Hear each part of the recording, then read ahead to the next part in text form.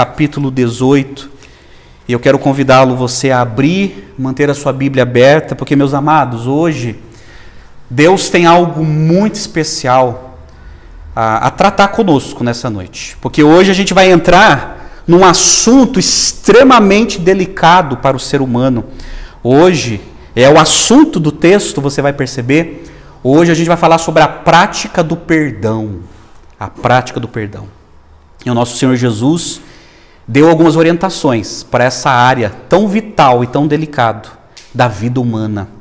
Mateus capítulo 18, a partir do verso 21, acompanhe comigo a leitura da Escritura. Então Pedro, aproximando-se, lhe perguntou: Senhor, até quantas vezes meu irmão pecará contra mim, que eu lhe perdoe? Até 7 vezes? Respondeu-lhe Jesus: não te digo que até 7 vezes, mas até 70 vezes 7. Por isso, o reino dos céus é semelhante a um rei que resolveu ajustar contas com seus servos. E passando a fazê-lo, trouxeram-lhe um que lhe devia 10.000 talentos. Não tendo ele, porém, com que pagar, ordenou o Senhor que fosse vendido ele, a mulher, os filhos e tudo quanto possuía, e que a dívida fosse paga. Então o servo, prostrando-se, reverente, rogou: sê paciente comigo, e tudo te pagarei. E o senhor daquele servo, compadecendo-se, mandou-o embora e perdoou-lhe a dívida.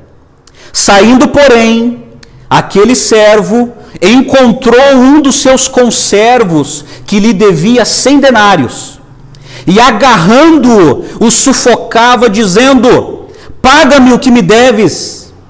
Então o seu conservo, caindo-lhe aos pés, lhe implorava: sê paciente comigo e te pagarei. Ele, entretanto, não quis. Antes, indo-se, o lançou na prisão, até que saldasse a dívida. Vendo seus companheiros o que se havia passado, entristeceram-se muito e foram relatar ao seu senhor tudo que acontecera. Então o seu senhor, chamando-o, lhe disse: servo malvado, perdoei-te aquela dívida toda, porque me suplicaste. Não devias tu igualmente compadecer-te do teu conservo, como também eu me compadeci de ti? E, indignando-se o seu senhor, o entregou aos verdugos, até que lhe pagasse toda a dívida. Assim também meu Pai Celeste vos fará, se do íntimo não perdoardes a cada um a seu irmão. Vamos orar? Pai amado, nós estamos diante da Tua palavra, Senhor. A Tua palavra é santa, sagrada, eficaz, inerrante. E carecemos da iluminação do Teu Espírito para entender a palavra do Senhor. Fala conosco, Pai, diante desse tema tão delicado e tão necessário para a prática da nossa vida, Pai. E ensina-nos, corrija-nos, através da exposição da Tua palavra. Fala conosco, que os Teus servos querem Te ouvir. Nós oramos agradecidos pela oportunidade, em nome do Senhor Jesus. Amém e amém. Amados, Mateus capítulo 18, e a gente está encerrando mais esse capítulo do Evangelho de Mateus. Lembrando algumas informações importantíssimas. Mateus capítulo 18 até o 23 é o 4º grande discurso doutrinário de Jesus. Isso é, se nós queremos conhecer a Cristo e o seu conteúdo, o seu ensino, precisamos entender esse 4º grande discurso doutrinário. E Jesus, do capítulo 18 ao 23, ele está tratando o seguinte, ele está tratando o caráter e a autoridade da igreja. Então esse grande discurso é voltado para os cristãos, para os discípulos, para aqueles que seguem a Jesus. E esses capítulos, eles tratam das regras e diretrizes para a nova comunidade de Jesus chamado igreja. No entanto, gente, essas regras e tudo aquilo que a gente vai ouvir nessa noite é para os seus seguidores, para os seus discípulos. Pois bem, Mateus capítulo 18, do verso de 1 a 9, nós vimos o maior no reino dos céus. Do verso de 10 a 14, nós ouvimos aqui sobre a parábola da ovelha perdida. Do verso de 15 a 20, nós vimos os passos da disciplina na igreja. E hoje, a parábola do credor incompassivo. Amados, quando nós lemos e estudamos Mateus 18 fala sobre as virtudes do reino. Fala do nosso rei, Jesus, mas fala das virtudes do reino. E esse capítulo foi escrito pelas mãos de Mateus, inspirado pelo Espírito, para que possamos entender e praticar as virtudes do reino de Deus. E esse capítulo, gente, ele trata de 3 pontos muito importantes que Jesus quer que a gente saiba e que a gente venha praticar. 3 grandes pontos que Mateus 18 nos ensinou é o seguinte: sobre a humildade, sobre a disciplina e sobre o perdão, que a gente vai ver hoje. E sobre essa parábola, Jesus ele ensina sobre o perdão, e a tese, gente, a tese de Jesus sobre essa parábola é o seguinte: devemos perdoar nosso irmão na mesma medida em que fomos perdoados por Deus. Essa é a tese, esse é o assunto exprimido da parábola. Repito, devemos perdoar nosso irmão na mesma medida em que fomos perdoados por Deus. E a minha oração é que nosso Cristo venha iluminar nossa mente para entender isso aqui, gente, que é tão importante, tanto para a vida do ser humano e mais ainda para aqueles que seguem a Jesus. Então eu quero chamar sua atenção para a exposição do texto e, por favor, mantenha sua Bíblia aberta nessa parábola. O verso 21 aí na sua Bíblia diz assim: então Pedro, aproximando-se, lhe perguntou: Senhor, até quantas vezes meu irmão pecará contra mim e eu lhe perdoe? Até 7 vezes? Interessante que o apóstolo Pedro tem uma dúvida e se aproxima de Jesus e pergunta sobre a quantidade de exercer o perdão, porque em sua época havia um ensinamento entre os judeus. Por exemplo, a regra observada entre os judeus, segundo os ensinamentos da literatura judaica, era 3 vezes. E quando Pedro falou em 7 vezes como padrão possível, sem dúvida pensou que sua regra foi extraordinariamente generosa. Então, Pedro sabia disso, porque os judeus ensinavam sobre o perdão até 3 vezes, e ele, muito esperto, né? Ele chega para Jesus e ele até aumenta o número. Olha, até quantas vezes eu tenho que perdoar o meu próximo? Porque o pessoal na sinagoga ensina 3 vezes, mas seria até 7? Então aqui mais uma vez Pedro está tentando dar um chapéu em Jesus, né? Tentando dar um chapéu, tentando se mostrar generoso demais, porque a sinagoga ensinava até 3 vezes. Ele propôs até 7 vezes. As citações que os judeus da época faziam era a seguinte: se o homem pecar a primeira vez, eles o perdoam. A segunda vez, eles o perdoam. A terceira vez, eles o perdoam. Mas da 4ª vez, não perdoam, de acordo com Amós, capítulo 2, verso 6. E o livro do profeta Amós, capítulo 2, verso 6, diz assim: assim diz o Senhor, por 3 transgressões de Israel, e ainda mais por 4, não anularei o castigo. Então, baseado nessa profecia de Amós, se referindo ao povo de Israel, eles adotaram essa prática na área do comportamento. Isso é, você pode errar até 3 vezes. Até 3 vezes eu sou obrigado a te perdoar. Mas na 4ª vez, assim eles pensavam: eu não perdoarei. O comentarista William Hendrickson tem razão ao dizer, falando sobre Pedro. A pergunta de Pedro cheirava a rabinismo. Soava como se o espírito de perdão fosse uma mercadoria que se podia pesar, medir e contar. Como se pudesse ser parcelada pouco a pouco até um limite bem definido, quando a distribuição tinha de parar. Então a gente vai ver que não é uma questão de matemática. A gente vai ver o que Jesus quis ensinar, porque no verso 22 a resposta de Jesus é surpreendente. Olha o verso 22. Respondeu-lhe Jesus: não te digo até 7 vezes, mas até 70 vezes 7, que dá 490. Mas Jesus aqui não está se limitando a números, gente. O uso que Cristo faz de 70 vezes 7 mostra que o perdão deve ser oferecido sem limites, sem restrições. Portanto, 70 vezes 7 não é um cálculo matemático, 70 vezes 7 é um emblema. Devemos perdoar ilimitadamente, como o apóstolo Paulo explicou. O apóstolo Paulo explicou em sua carta aos Colossenses. Olha só que Paulo escreveu aos Colossenses, capítulo 3, verso 13. Paulo escreveu assim: suportem-se uns aos outros e perdoem as queixas que tiverem uns contra os outros, perdoem como o Senhor lhes perdoou.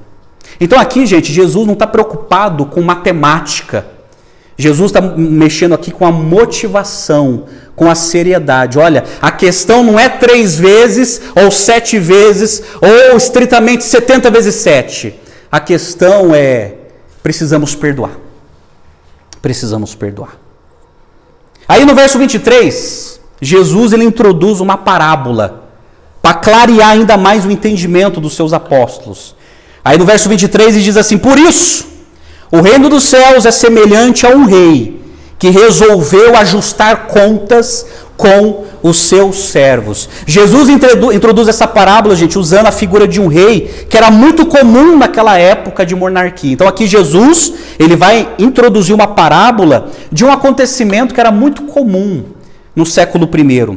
Os reis eram dotados de poderes militares e de riquezas, quase sem limites, e que tinham autoridade absoluta sobre o império e o reinado.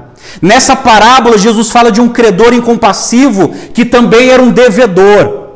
Por haver tomado um empréstimo do rei, e o seu débito era tão grande que só poderia mesmo ser devido a um rei. E este rei, diz a parábola de Jesus, resolveu ajustar conta com seu servo. Então, gente, é o seguinte, esse credor incompassivo, na parábola aqui que Jesus quer contar, é como se fosse um oficial do rei, né? E ele pediu um empréstimo para o rei. E o rei assim sucedeu. A expressão resolveu ajustar contas provavelmente fala de diversos grandes empréstimos que o rei fazia a oficiais do governo ou para sátrapas, né? Sátrapas eram alguns oficiais que tinham total apoio e a proximidade do trono do rei. Então, com certeza, Jesus contando essa parábola, ele está se referindo a esse tipo de pessoa, a esse tipo de função. Uma pessoa que chegou até o rei e o rei deu aquele empréstimo, né, para esse servo. A expressão servos, literalmente no grego, é escravos. Na linguagem oriental, representava todos os cortesãos ou oficiais subordinados ao rei, até mesmo de indivíduos investidos de grande autoridade, como sátrapas, como se fossem eles escravos do rei. Então, ele se aproxima do rei, recebe esse empréstimo, e aí chega o dia do acerto de contas. E o rei manda chamar todos esses servos para acertar as contas. Aí no verso 24 diz assim: e passando a fazê-lo, trouxeram-lhe um que devia 10.000 talentos. Eu vou explicar para você já essa riqueza. A dívida colossal ilustra o fato de que esse servo ele estava devendo algo muito grande, gente, um valor considerável. E a quantia do débito também ilustra que, para emprestar-lhe tanto dinheiro, o rei deveria ter muita confiança nele. Então, tipo assim, 10.000 talentos é um dinheirão que ele deixou para esse servo. Mas aqui, a gente precisa entender o seguinte. Aqui nesse ponto da parábola, Jesus usa uma hipérbole, gente. Ao falar sobre a dívida desse homem. Uma hipérbole. O que é hipérbole? É uma linguagem exagerada. Exemplo. Olha, hoje no almoço eu comi um boi. Dá para comer um boi, gente? Uma pessoa só? Impossível. Olha, ontem todo mundo estava em casa. O planeta todo? Não. Então aqui Jesus, ele usa uma hipérbole nessa porcentagem, nesse dinheiro. Sabe por quê? O servo devia 10 mil talentos. Era impossível que uma pessoa devesse naquela época uma soma tão astronômica. Preste atenção, um talento equivale a 35 quilos de ouro. 10 mil talentos representavam ou equivalem a 350 mil quilos de ouro. Segundo o historiador Flávio Joséfo, que é o historiador contemporâneo de Jesus, ele escreveu o seguinte: todos os impostos da Judéia, Bereia, Samaria e Galileia durante um ano somavam 800 talentos. 10 mil talentos representavam todos os impostos da nação por 13 anos. O que Jesus queria enfatizar é que aquele homem possuía uma dívida impagável. É isso que Jesus quer centralizar. Aquele servo tinha uma dívida impagável.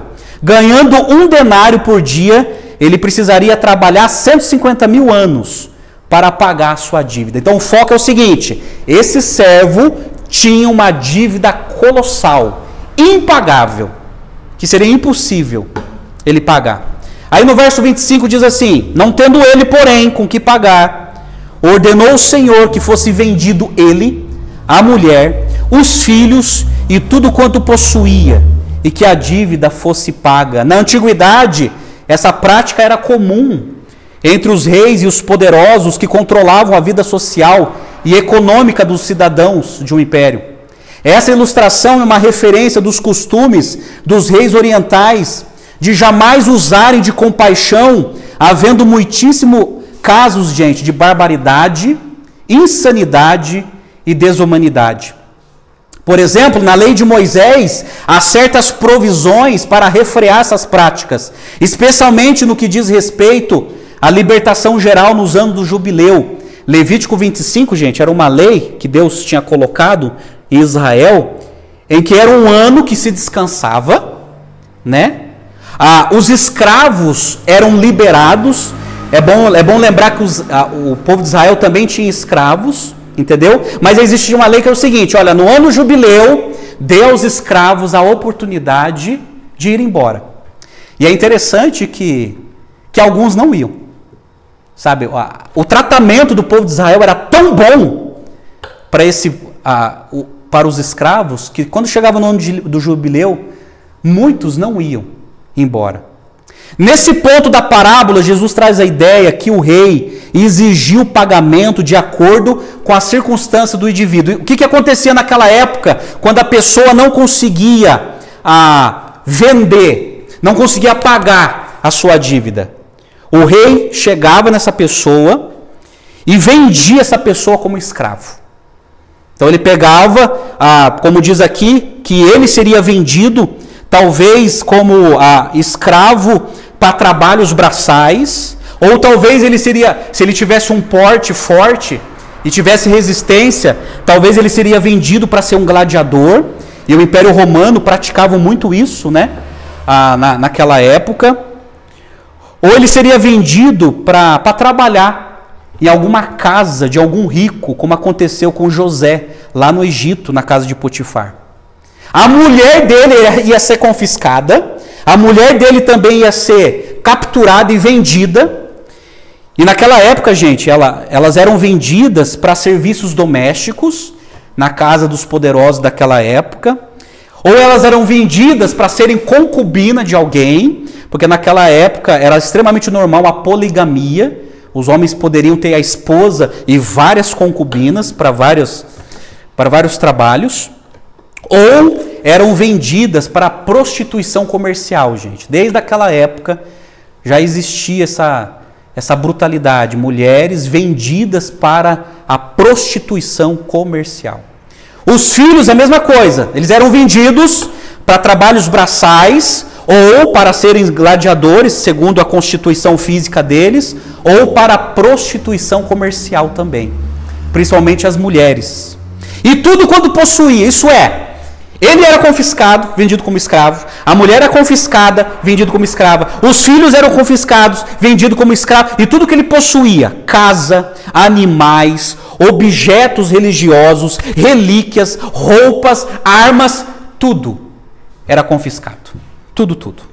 Então imagine o desespero, né, que Jesus quer mostrar desse servo que devia tanto. Aí no verso 26 diz assim: então o servo, prostrando-se, reverente, rogou: sê paciente comigo e tudo te pagarei. O servo dessa história, mediante a sua atitude humilde, mostrou, primeiro, que realmente devia, ele não negou, não tinha como negar, e que o rei verdadeiramente tinha autoridade. E gente, ele roga, ele se prostra diante do rei de maneira até religiosa, e ele roga: sê paciente comigo e tudo te pagarei. O servo apresentou seu caso supondo que tentaria saldar a dívida honestamente, ainda que para tanto necessitasse de tempo para adquirir os meios necessários para pagar a dívida. Reconheceu seus erros e prometeu corrigir a situação. Então ele se humilha diante do rei, ele se prostra e diz: sê paciente, tenha paciência comigo, eu vou te pagar, eu vou dar um jeito. Eu sei que é muito alto, mas eu vou te pagar. Aí no verso 27, olha só: e o senhor daquele servo, compadecendo-se, mandou embora e perdoou-lhe a dívida, gente. Olha só, aquele senhor, aquele rei, ele teve compaixão, ele não parcelou a dívida, ele não confiscou nada na vida daquele homem, porque o rei poderia. Por exemplo, o rei poderia mantê-lo em liberdade, ele e a esposa, e confiscar os filhos. Ou ele poderia manter a liberdade da família e confiscar os bens. Mas o rei, por compaixão, cancelou a dívida, gente. Ele perdoou a dívida colossal. O rei mostrou misericórdia para com o servo. No grego, esse verbo, gente, compaixão, significa usar de simpatia. Compadecer-se significa usar de simpatia, ter compaixão. Isso é sentir a angústia do outro. É sentir a dor do outro. E aquele rei teve compaixão. Não, eu vou cancelar a sua dívida. Eu vou cancelar a sua dívida. Notam-se, pois, diversos benefícios. Olha só os benefícios que ele recebeu, gente, com o perdão do rei. Olha só, primeiro, o homem e sua família ficaram livres de serem vendidos como escravo. Segundo benefício, o empréstimo foi totalmente esquecido e perdoado, o que o homem jamais teria esperado que acontecesse, pois apenas pediu um prazo para saldar a sua dívida. Ele pediu um prazo: olha, tenha paciência comigo que eu vou te pagar, me dá um prazo, mas eu vou te pagar. E o rei, compassivo: não, eu vou cancelar a sua dívida. Terceiro benefício, embora o texto não diga, a circunstância deixa entendido que o homem continuaria em sua posição de servo, o que sem dúvida também não era esperado pelo homem. Isso é, talvez a função do servo foi preservada, porque também o rei poderia bani-lo do reinado. Aí no verso 28, diz aí na sua Bíblia: saindo porém, depois que ele foi liberado, a dívida cancelada, saindo porém aquele servo encontrou um dos seus conservos, que lhe devia 100 denários, e agarrando-o sufocava dizendo: paga-me o que me deves, paga, caloteiro, o que você está me devendo. Eu destaco aqui dois contrastes, olha só, entre o servo e o conservo. Dois contrastes dessa situação. Primeiro, a diferença no valor das dívidas. O conservo devia apenas 100 denários, em contraste com os 10.000 talentos devidos pelo primeiro. O denário, gente, equivalia a um dia de trabalho, tá? Então tenta fazer a conta aí, contextualizando no Brasil. Um dia de trabalho, um denário valia naquela época O que equivale, por exemplo, eu peguei esse exemplo de um teólogo estrangeiro, equivale mais ou menos a $1. Tá? Um denário equivale mais ou menos a um dia de trabalho, $1. Convertido em real, vamos colocar aí, R$5. Vamos arredondar, R$5. Seu débito total, portanto, era de mais ou menos $800. Tá? Faz a conta aí, vezes 5. Contrastando com a dívida do servo, que calculadamente orçava a dívida do servo dos 10 mil talentos, era mais ou menos $7 bilhões. Dívida grande, né? Até parece de alguém aí que eu estou conhecendo na mídia. $7 bilhões. Era a dívida dele. E ele não quis perdoar aquele que estava devendo mais ou menos $80. E ele, com a dívida, foi perdoado $7 bilhões. Está parecendo alguém aí que eu conheço. E o outro, $80. Ele estava ali, pegando pelo pescoço. A diferença no comportamento. Olha o comportamento do servo e do conservo. Notamos que o servo foi perdoado. E isso porque alguém lhe era muito superior. O rei que tinha poder total sobre ele, incluindo até a autoridade de tirar-lhe a vida, usou de misericórdia. No entanto, esse mesmo servo perdoado recusou-se a perdoar o seu conservo. Dívidas diferentes, comportamento diferente, e Jesus está sendo proposital nessa parábola. Ele está mostrando, presta atenção nos contrastes da dívida e do comportamento. A expressão agarrando-o o sufocava, gente, no grego, temos uma ideia que indica uma ação contínua, isso é, o homem persistia em maltratar o outro, de maneira miserável. Então ele pega o homem e continua maltratando, apertando, para ele poder pagar.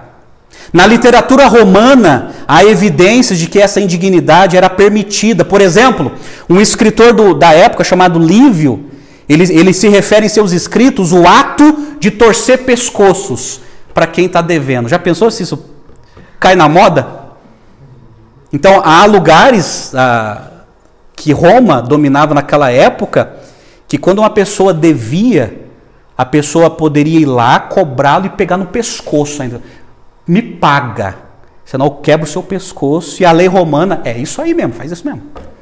Dava total apoio, segundo o escritor Lívio. E Cícero, que era um outro escritor, ele escreveu: traga-o ao tribunal do julgamento com o pescoço torcido. Então a pessoa tinha o direito de pegar no pescoço do outro, apertar e levar para o juiz ainda. Ó, juiz, tá aqui, ó, esse caloteiro aqui, ó, não me pagou, tá aqui. E o juiz fez bem trazer. Fez bem apertar o pescoço.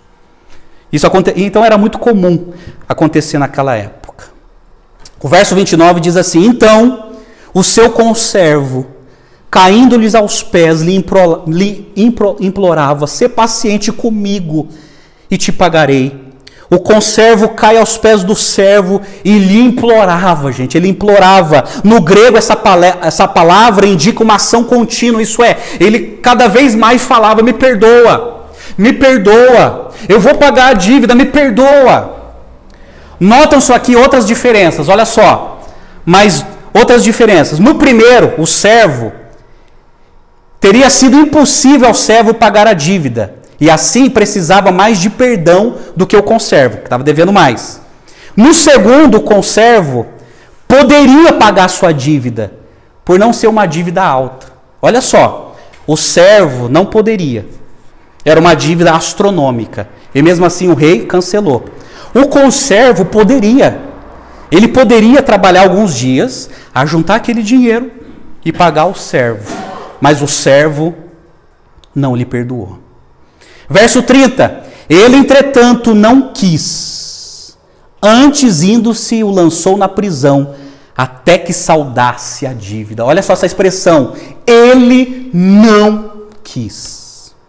O servo esqueceu totalmente do perdão recebido. Ou então, movido por ignorância e maldade, não reconheceu que o espírito de perdão requer uma conduta melhor, de gratidão, arrependimento e misericórdia para com os outros. Interessante que essa palavra no grego enfatiza uma recusa persistente, gente. Então o conservo enfaticamente me perdoa, e ele enfaticamente não te perdoa. não te perdoo, não aceito, não aceito.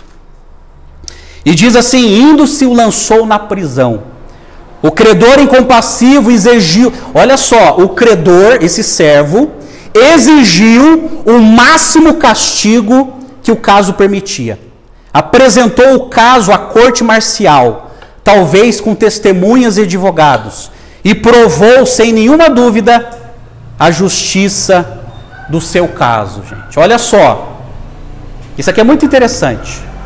Ele esqueceu, gente, do perdão, da dívida astronômica que ele tinha. E ele preferiu exercer justiça do que exercer misericórdia. Isso aqui é uma coisa que a gente precisa pensar. Um grande perdão que ele recebeu, mas isso não provocou nele gratidão e misericórdia. E ele preferiu exercer justiça no outro, por um caso legítimo, porque o outro também estava devendo, mas ele preferiu exercer justiça do que exercer misericórdia, que do qual ele já tinha recebido. Ele já tinha recebido. Isso é muito triste. Sobre essa ação jurídica, um escritor, gente, chamado Adolf Deismann, ele apresenta diversos exemplos que ilustram o fato de que naquele tempo era comum os homens lançarem outros na prisão por motivos de dívidas. E por isso, Jesus pôde ilustrar sua história, citando o costume verdadeiro. Na época de Jesus, acontecia muito isso. Pessoas eram levadas à justiça por causa da sua dívida. Gente, na época de Jesus não tinha esse negócio de nome sujo, não sei, conta barrada no banco. Na época de Jesus, antes e na época, e até um tempo depois, ter dívidas era ir para a prisão. Ter dívidas e não pagar não era só ter um nome sujo no mercado, era ir preso, se assim não pagasse. Verso 31 na sua Bíblia, olha só. Vendo seus companheiros o que se havia passado, entristeceram-se muito e foram relatar ao seu senhor tudo o que acontecera. Vendo seus companheiros, estes na história são os demais servos do rei, talvez outros oficiais do reino, e não simplesmente os escravos da corte. Entre eles estavam incluídos e investidos de responsabilidade, que eram dignos da confiança do rei, e cujo depoimento ele considerava. Gente, esse pessoal, que também eram oficiais do rei, se entristeceram, porque sabiam da história daquele servo, e foram relatar ao rei. Essa palavra relatar no grego significa contar a história do começo ao fim, mostrar tudinho, o dossiê. Tá aqui, rei, ó, o que esse servo que tu perdoaste, veja só o que ele fez. Aí verso 32, olha só. Então o seu senhor, chamando-lhe, disse: servo malvado, perdoei-te aquela dívida toda, porque me suplicaste. Verso 33, não devias tu igualmente compadecer-te do teu conservo, como também eu me compadeci de ti? O rei chama aquele servo, gente, de servo malvado. Servo malvado. O rei pôde compreender e perdoar a ignorância e a desonestidade nas finanças, as fraquezas daquele servo, os erros daquele servo, as falhas humanas no campo administrativo daquele servo, mas não a injustiça, a desumanidade, a crueldade, a ingratidão e a sua condenação contra isso. Não teve apelação. O rei perdoou tudo. Perdoou a falha, os erros, a desonestidade, talvez até a falha na área administrativa, o rei perdoou. Mas agora não houve mais apelação. E o rei diz assim, olha só essa frase, gente, guarda essa frase: não devias tu igualmente compadecer-te do teu conservo? Será que você não devia fazer o mesmo que eu fiz com você e perdoar a dívida? O rei queria que ele também fosse compassivo, mas ele, na sua razão, ele quis o que? Exercer a justiça e não a compaixão. Verso 34, e indignando-se o seu senhor, o entregou aos verdugos, até que lhe pagasse toda dívida. O rei ficou indignado. Gente, da compaixão ele foi para indignação. Ele ficou indignado com a atitude daquele servo e entregou aos verdugos. Quem eram os verdugos, gente? Eram os carrascos, eram os atormentadores, eram os torturadores que alguns reis tinham em seus palácios. Aí, esse rei o entregou aos verdugos para sofrer na pele cada tortura por causa da sua falta de compaixão e falta de gratidão, porque ele não fez o mesmo com o seu próximo. E diz o texto que ele ficou ali até que lhe pagasse toda a dívida. A gente não sabe se a família foi confiscada, que não fala, mas ele ficou preso nas mãos dos carrascos, sofrendo até que pagasse toda a dívida. Aqui está a lei da retribuição. Da retribuição. Sim, gente, isso é muito sério. Aqueles que praticam o mal vai receber o mal. Cedo ou mais tarde, gente. Isso é a lei da vida, sabe? Aqueles que praticam o mal, um dia, cedo ou mais tarde, receberão o mal. É por isso que Deus tem que ter muita misericórdia de nós. E um coração arrependido. O apóstolo Paulo escreve isso aos Gálatas, capítulo 6, verso 7. Não vos enganeis, de Deus não se zomba, Deus está vendo, pois aquilo que o homem semear, isso ceifará. Isso ceifará. E aquele homem colheu por causa da sua maldade e ingratidão. Aí verso 35, gente, Jesus, ele encerra a parábola e faz um comentário de rodapé.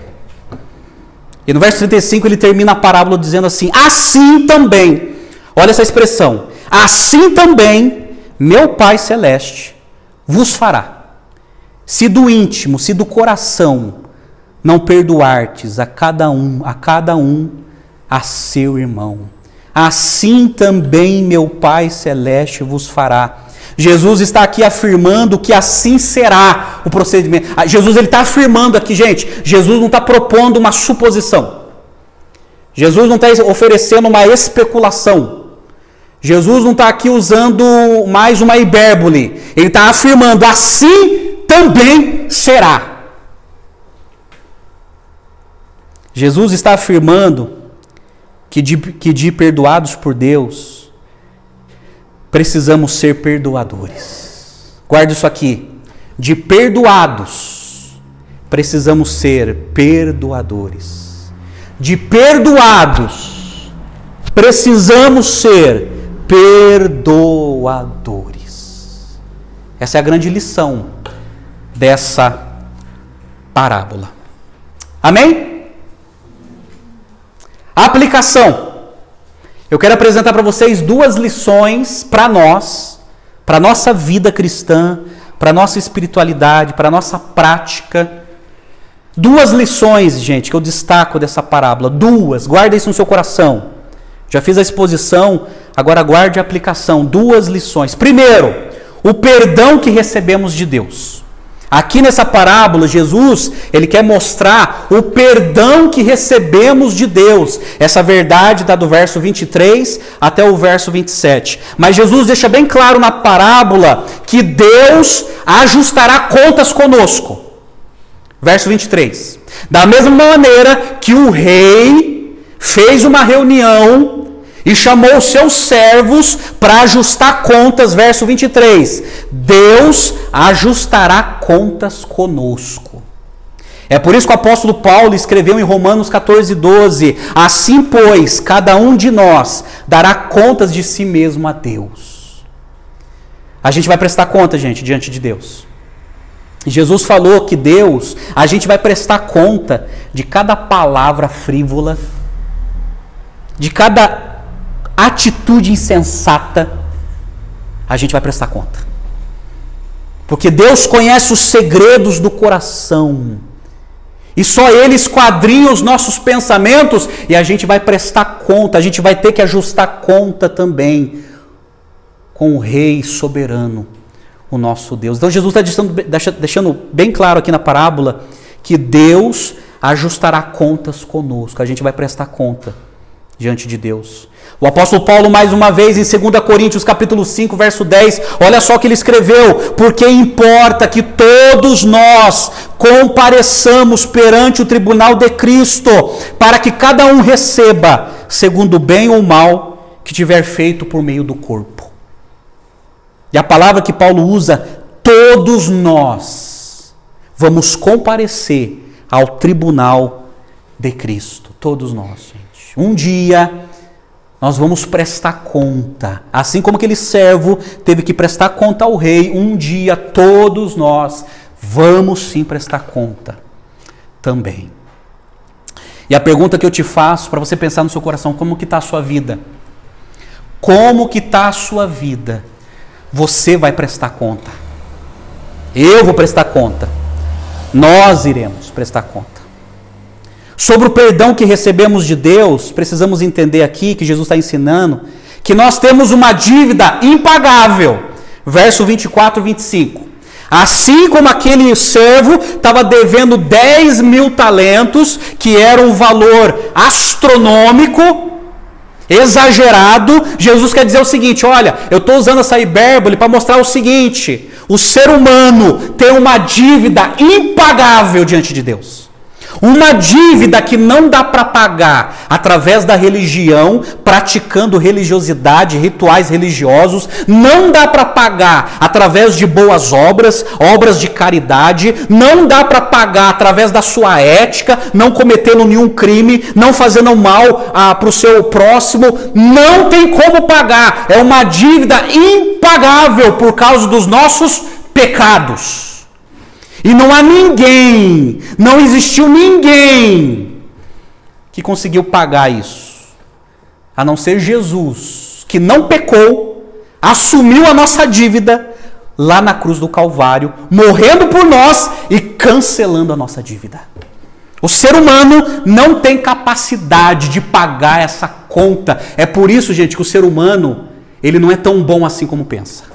Porque ele tem uma dívida impagável diante de Deus. Sabe por quê? Porque Deus conhece os pensamentos, Deus conhece os sentimentos, Deus conhece as intenções, Deus sabe que o ser humano é pecador. E por ser pecador, ele está fatalmente perdido e devendo.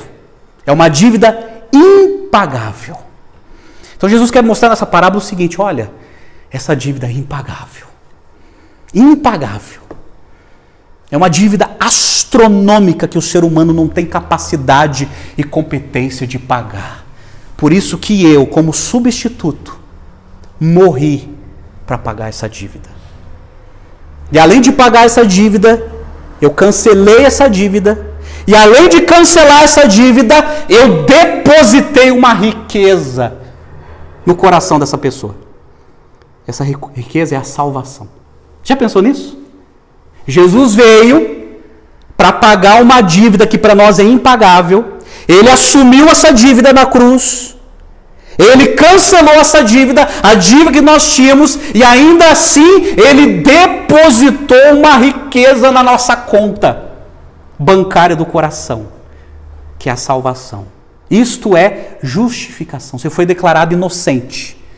Você era devedor, mas eu assumi a sua dívida, cancelei a sua dívida, e além de cancelar, eu depositei um crédito infinito no seu coração, que é a salvação. Amém, gente? Tá fazendo sentido? Esse é o propósito dessa parábola. Mas sobre o perdão de Deus, Jesus quer mostrar que também que o perdão de Deus é imerecido para nós. Verso 26 e 27. Aquele servo não merecia. Aquele servo ali, ele não merecia. Talvez por causa da sua desonestidade, talvez por causa da sua fraqueza na área administrativa, talvez por causa do seu caráter corrompido, por isso que não pagou a conta. Ele não merecia, mas mesmo assim o rei perdoou. Assim é Deus, gente, olha aqui. A começar por mim que estou falando aqui. Ninguém aqui merece o perdão de Deus. Ninguém aqui é bom o suficiente. Ninguém aqui, começando por mim, ninguém aqui, gente, é merecedor. Por isso que é muito triste quando a gente está falando de Jesus para alguém e as pessoas se sentem merecedoras. É muito triste quando você está expondo o evangelho para as pessoas e as pessoas pensam que são merecedoras, não se reconhecem como pecadores e pensam que estão indo para o céu. E ficam se justificando. Não, porque olha, pastor, eu nunca cometi um crime, eu nunca fiz mal para ninguém, sabe? Eu sou um cara assim das boas obras. Não merece perdão, porque somos pecadores. Se isso teve uma iniciativa boa, não veio de nós, veio de Deus. É Deus que teve a iniciativa de perdoar. Mas Deus não viu nem merecimento e nem parte do nosso lado. Deus não viu, olha, não, calma aí, eu tô vendo aqui, eu tô vendo que você merece, eu tô vendo a sua vontade, eu vou te perdoar. Não, imagina. As Escrituras não ensinam isso, que Deus perdoa a gente porque Ele viu a nossa vontade, porque a gente deu o primeiro passo. Mentira. Não é isso que as Escrituras ensinam. A Bíblia fala que nós somos mortos em pecados e delitos. E morto não tem vontade. Já viu o defunto pedir água no sepulcro? No culto fúnebre? Eu nunca vi. Por favor, pastor, pode dar uma água para mim antes de me enterrar? Morto não tem vontade. Morto espiritualmente não tem vontade. Isso é, nós recebemos o perdão de Deus, não por merecimento, mas porque Ele tomou a iniciativa. Eu te perdoo. É isso que Jesus quer mostrar nessa parábola.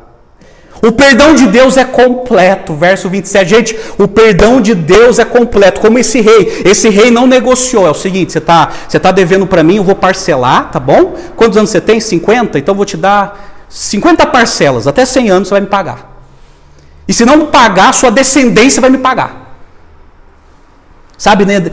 Deus não faz uma transação comercial. Não, eu vou te pagar se você parcelar, se você fazer isso para mim, se você fazer isso para mim, se você acender uma vela para mim, ou se você frequentar os cultos, ou se você for dizimista, eu vou te pagando por parcelas, tá bom? Não, o perdão de Deus é completo. Pode ir embora, você está perdoado. Eu cancelei a sua dívida. Eu cancelei. Acabou. Você estava me devendo, mas acabou. Eu estou liberando você. Acabou. O perdão de Deus, gente, é completo. Entendo isso aqui, gente. Tem muita gente que não entende isso. O perdão de Deus é completo. Para de viver com sentimento de culpa. O perdão de Deus é completo, independente do que você fez. O perdão de Deus é completo. Ele te perdoou.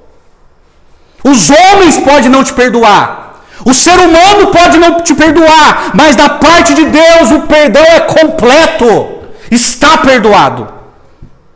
Está perdoado. O perdão de Deus, gente, é baseado em sua compaixão. Diz aqui, verso 27, que o rei se compadeceu. Ele se compadeceu daquele homem e falou: está perdoado a dívida. Está perdoado, cidadão. Você está perdoado. Dívida cancelada. Eu não vou te cobrar nada. Não vou te cobrar nada. Mas tudo isso por causa da minha compaixão. O texto compadeceu. O rei se compadeceu. E Deus se compadeceu da gente. Ele nos ama, gente. Por isso que o Salmo 103, verso 13, presta atenção, diz assim: como um pai que tem compaixão dos seus filhos, assim o Senhor tem compaixão dos que o temem. É por isso que Hebreus capítulo 8, verso 12, que é o mesmo das escrituras de Jeremias 31, diz assim: porque eu lhes perdoarei a maldade, e não me lembrarei mais dos seus pecados. O livro do profeta Miqueias, capítulo 7, verso 19, diz que Deus, Ele pega os nossos pecados e lança nas profundezas do mar. As pessoas podem jogar na sua cara o seu pecado, mas eu quero dizer uma coisa para você: o seu pecado para Deus foi jogado no mar. Tudo isso por causa da compaixão dEle. Ele nos ama. Ele nos ama. Amém? Então, gente, esse é o perdão que recebemos de Deus. A gente recebeu muita coisa sem merecer. Uma dívida impagável da nossa parte. E por causa da compaixão dele, ele nos perdoou, miserável pecador e devedor. Ele nos perdoou. Louvado seja o teu nome. Fomos perdoados. Amém? Amém. Segunda lição. Vamos virar o disco. Para quem é mais antigo entendeu, né? O perdão que devemos dar. Essa verdade está no verso 21, 22 e no verso 28 até o 35. Fomos perdoados por Deus e precisamos perdoar. Lembra da pergunta de Pedro? Senhor, o meu irmão vai pecar contra mim, eu tenho que perdoar até quanto? Até 7 vezes? E Jesus fala, não, muito mais do que isso. O pastor Charles Spurgeon, gente, ele está correto quando ele escreve assim, não devemos nos ocupar em contabilizar as ofensas ou em conferir quantas vezes nós as perdoamos. Agora preste atenção, o perdão que devemos dar, que Jesus quer ensinar nessa parábola. A falta de perdão é uma evidência de dureza de coração. Versos 28 a 30. Como aquele servo, por causa da dureza do seu coração, não perdoou uma dívida menor daquele conservo. Jesus está mostrando que a falta de perdão é uma evidência de dureza de coração. Gente, a gente precisa entender isso e tomar muito cuidado. A falta de perdão é uma evidência de dureza de coração. Aí a gente tem que lembrar do que Deus fez por nós, gente. A gente tem que lembrar o que Deus fez por nós. Deus nos perdoou. Não porque a gente merecia, mas por causa da sua compaixão. A gente não pode se prender na dureza do coração. É isso que Jesus está mostrando. A falta de perdão é um sinal de ingratidão, verso 32. Aquele servo não foi grato com o perdão do rei diante daquela dívida, e ele, por ingratidão, não perdoou uma dívida menor do seu conservo. Ingratidão. Ingratidão.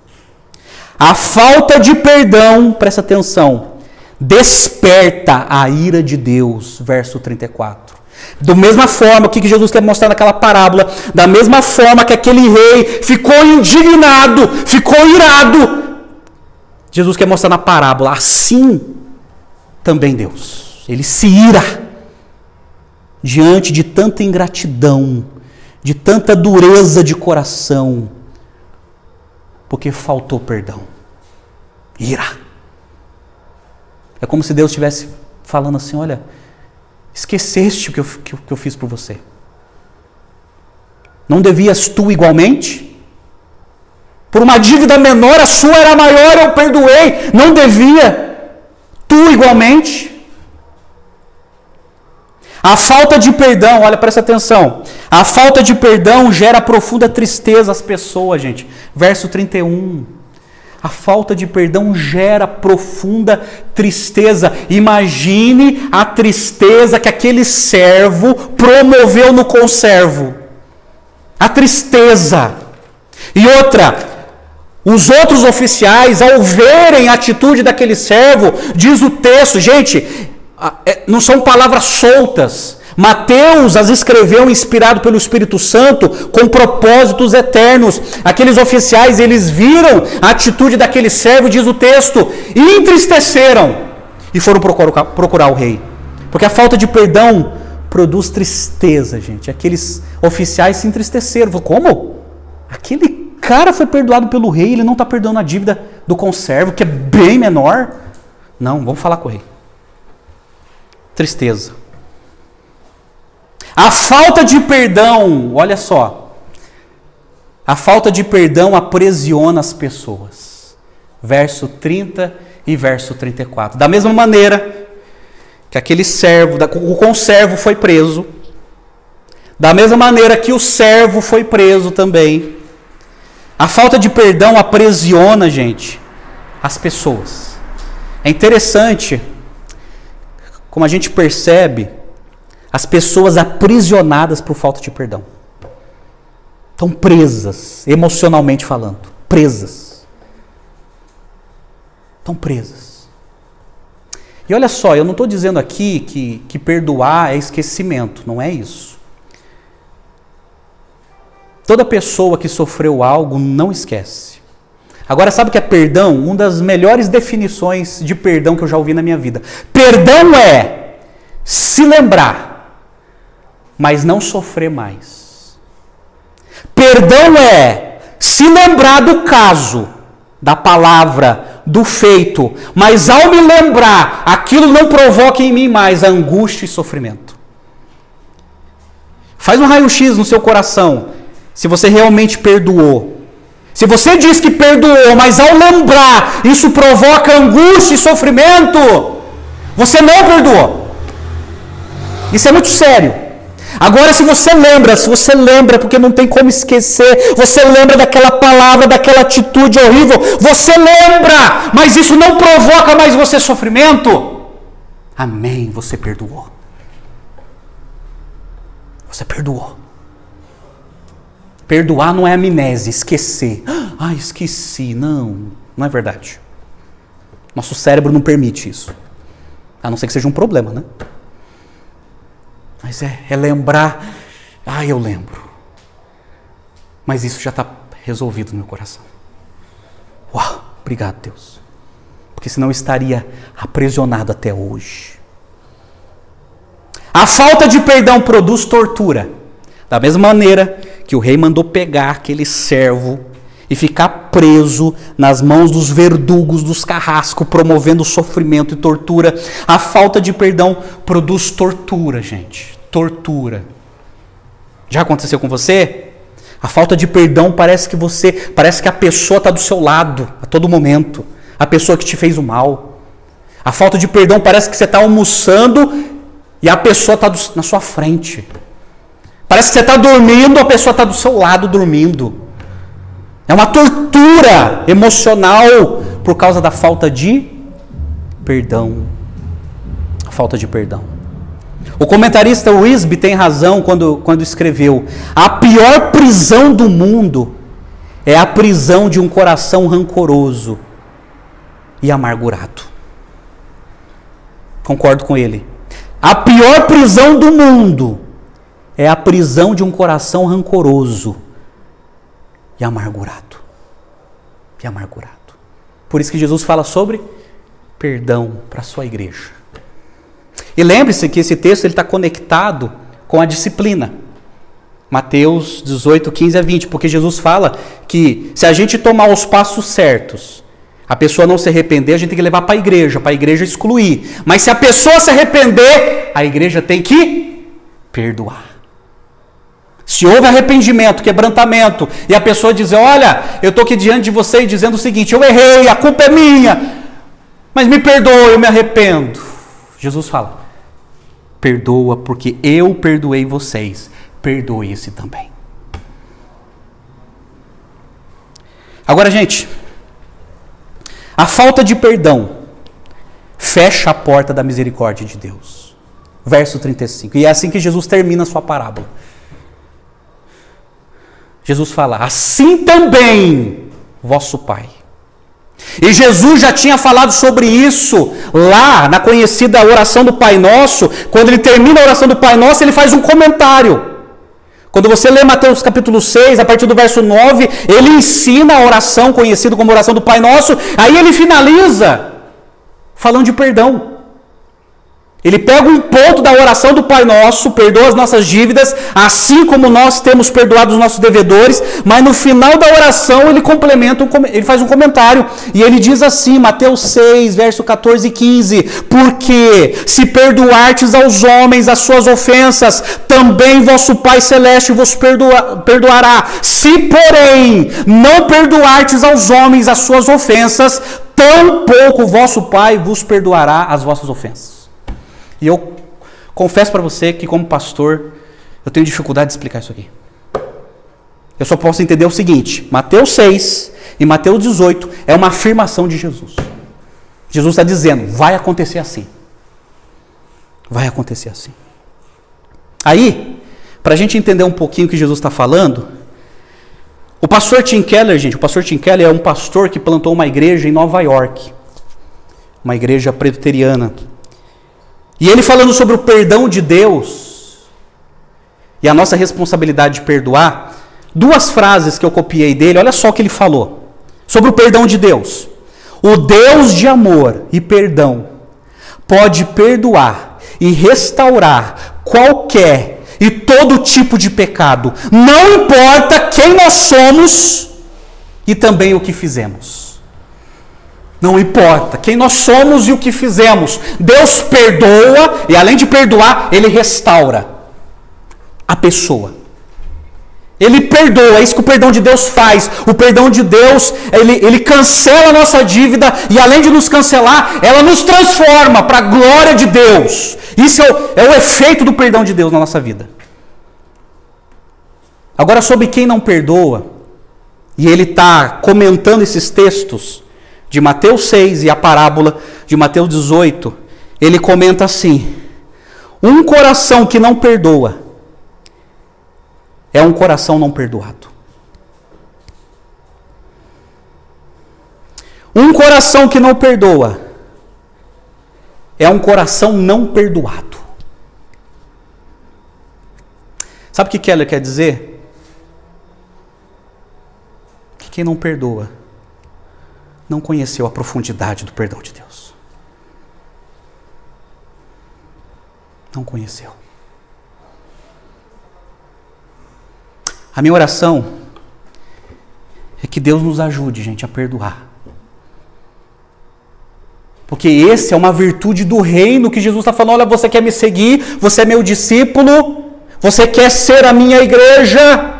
Entenda o que é humildade, disciplina e perdão. Os 3 pontos de Mateus capítulo 18 que Jesus está ensinando para os seus apóstolos e consequentemente para a sua igreja, que somos nós. Perdão. Agora deixa eu explicar para você, eu já vou terminar, deixa eu explicar alguma coisa para você. Sabe o que é interessante na parábola? Que nós precisamos oferecer o nosso perdão para quem pede perdão. Como que você vai perdoar alguém que não pediu? Porque o servo pediu: Senhor, sê paciente comigo, eu te pagarei. Está perdoado. Aí o conservo falou a mesma coisa: sê paciente, ele pediu, sê paciente comigo, eu te pagarei. Então, um princípio que a gente precisa entender: precisamos perdoar? Sim, mas principalmente quem vem pedir perdão. Ou quando a pessoa confessa: olha, eu agi mal contra você, você me perdoa? Olha, eu fiz algo muito sério contra você. Você me perdoa? Sim, perdoo, me machucou, mas eu te perdoo. Acabou. Acabou. Você vê que a construção do perdão aqui está baseado num diálogo, né? É lógico que é um diálogo muito duro, né? Porque o rei brigou com o servo, mas o servo pediu perdão, o rei perdoou por causa da compaixão dele. E depois o servo, através de um diálogo também, o conservo pediu perdão, mas ele não perdoou. Então a gente precisa perdoar quando é essa comunicação, quando a pessoa fala: olha, pisei na bola, me perdoa. Você me perdoa, meu irmão? Você me perdoa? Sim, perdoa, sim, olha, da minha parte está perdoado. Perdão. Agora presta atenção, a gente precisa perdoar de coração, gente.